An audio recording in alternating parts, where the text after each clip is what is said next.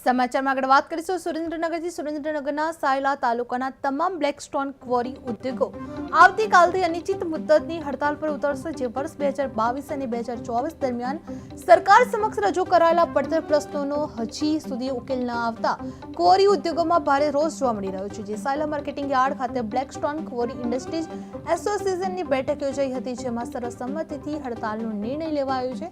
ઉદ્યોગકારોનું કહેવું છે કે જૂના પડતર કુલ 16 પ્રશ્નોના નિરાકરણ ન આવે ત્યાં સુધી આ હડતાળ ચાલુ રહેશે। સરકાર દ્વારા અગાઉ લીઝ અને સ્ટોક માપણી ન કરવામાં આવે તેવી બાંયધરી પણ આપવામાં આવી હતી, છતાં માપણી શરૂ કરાતા ક્વોરી ઉદ્યોગ લાલગુમ બન્યો હતો। જે આ હડતાલના કારણે ગુજરાતભરમાં ચાલતા વિકાસ અને કન્સ્ટ્રક્શન કામો પર સીધી અસર પડશે, તેમજ સરકારની રોયલ્ટી અને જીએસટી આવકમાં મોટું નુકસાન થવાની પણ શક્યતા છે। સાથે જ આ વ્યવસાય સાથે સંકળાયેલા નાના કર્મચારીઓ અને શ્રમિકો સામે રોજગારીનો ગંભીર પણ પ્રશ્ન ઊભો થવાનો ભય વ્યક્ત કરવામાં આવી રહ્યો છે।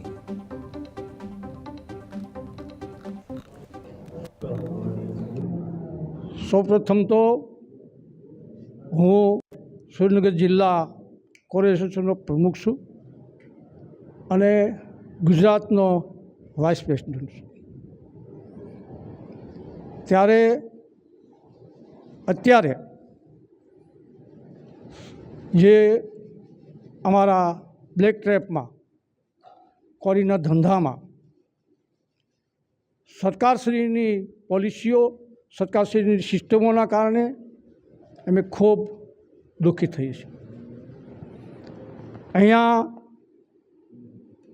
આ સાયલા તાલુકો જે ગુજરાતના 7 પછાત તાલુકા છે એમાંનો એક તાલુકો છે।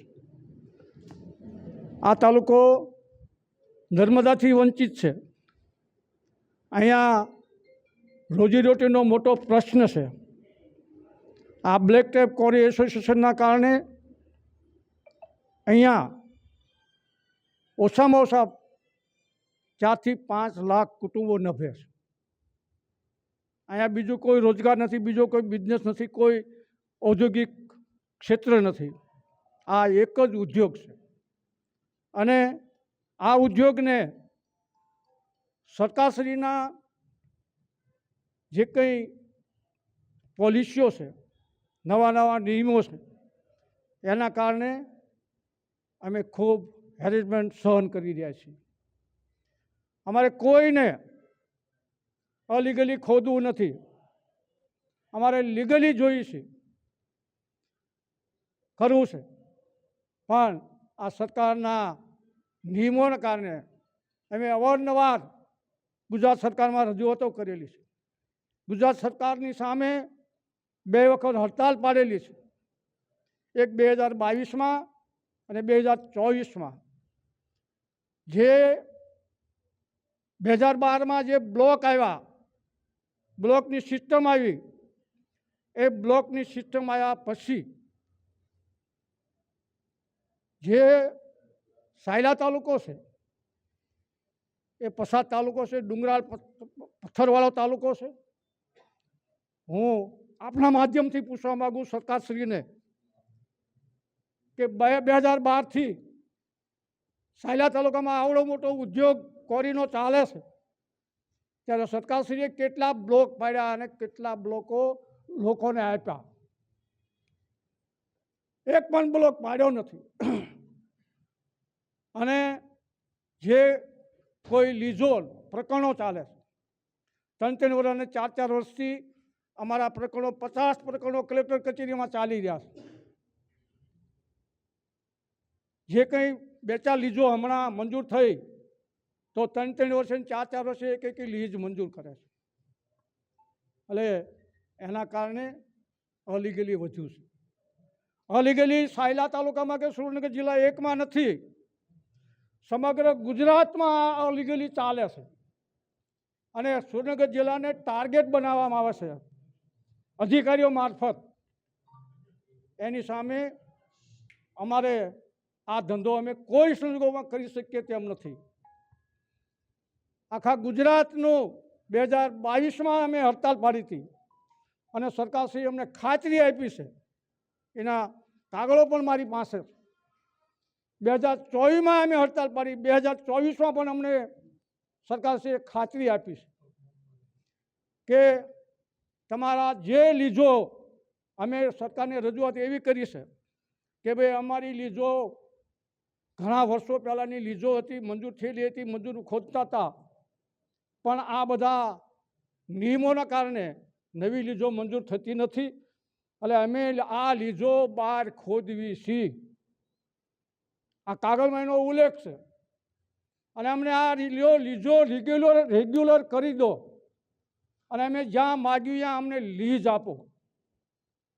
આવી અમારા ગુજરાત કોરી એસોસિએશનની માગણી છે, સુરેન્દ્રનગર જિલ્લા કોરી એસોસિએશનની માગણી છે. અમારે કોઈને લીગલી ખોદવું નથી, લીગલી ખોદવું છે. ઇન્ફ્રાસ્ટ્રક્ચરના વિકાસમાં સુરેન્દ્રનગર જિલ્લાનો સિંહ ફાળો છે. ગુજરાતમાં જેટલા કંઈ ઇન્ફ્રાસ્ટ્રક્ચરોના કામો થયા છે એ કામો મોટા ભાગનો મટીરિયલ અહીંથી સાયલાથી જાય છે. અને અહીંયા લાખો માણા આ ધંધા પર નભી રહ્યું છે. ત્યારે અમારી સરકારશ્રીને વિનંતી છે કે અમારી વાત જે તમે 2 હડતાલમાં અમને જે ખાતરી આપી છે તે ખાતરી મુજબ સરકાર અમને રેગ્યુલર લીજો આપવાનું કરે. અને જે કંઈ એની અમારી જે શરતો છે કે જ્યાં સુધી 22માં એક કમિટી બનાવી છે, 5 અધિકારીઓ છે, ખાણ ખનીજ સચિવની સહી છે, કે જ્યાં સુધી અને 5 અમારા કોરી એસોસિએશનના સભ્યો છે, એ સભ્યો જ્યાં સુધી આની પોલિસી નક્કી ન કરે ત્યાં સુધી જે રેગ્યુલર લીજો કોઈ બહાર ખોદતા હોય તો ભલે, અંદર ખોદતા હોય તો ભલે, પણ એ લીજો કોઈ માપવામાં નહીં આવે. અમારા બીજી માગણી, અમારી જે પ્રોડક્ટ કરીએ છીએ, જે પથ્થરમાંથી ખનીજમાંથી જે પ્રોડક્ટ કરીએ છીએ, એ પ્રોડક્ટની પણ અમને ખાતરી આપી છે. અમારી માગણી છે કે આ ખનીજનું પ્રોડક્ટ છે એટલે આની ડેન્સિટી મળતી નથી અને અમે ખોટા દંડાઈ જઈએ છીએ.